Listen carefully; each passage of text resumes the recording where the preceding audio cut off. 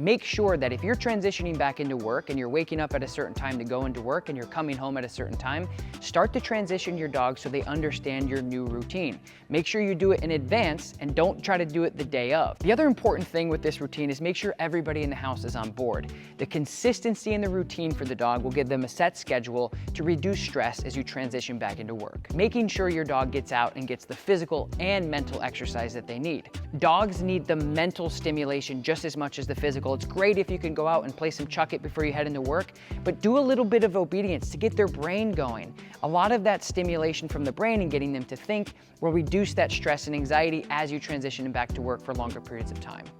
I know this may sound silly, but if the last year or 2 years during the pandemic, you were home with your dog almost every single day, leaving your dog may be a big change for your dog and can cause some stress.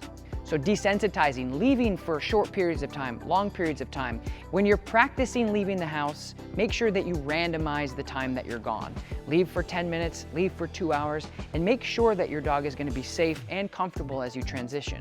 If your dog is not used to you leaving for long periods of time, this may cause stress, which then causes anxiety, which then can cause the dog getting into things, chewing on the floor, grabbing sneakers, going to the bathroom. And so make sure if your dog is crate trained that they're crate trained for longer periods of time. Again, going back to the exercise bullet, making sure that your dog is also getting let out throughout the day to give them the adequate mental and physical exercise that they need.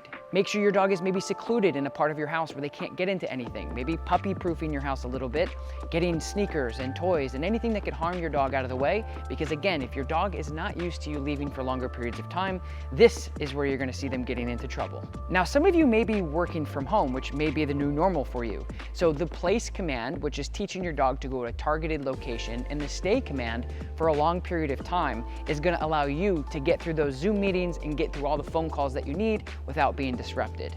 Another thing that a lot of dog owners struggle with as they transition back into work and creating that successful environment is barking and whining and the anxiety.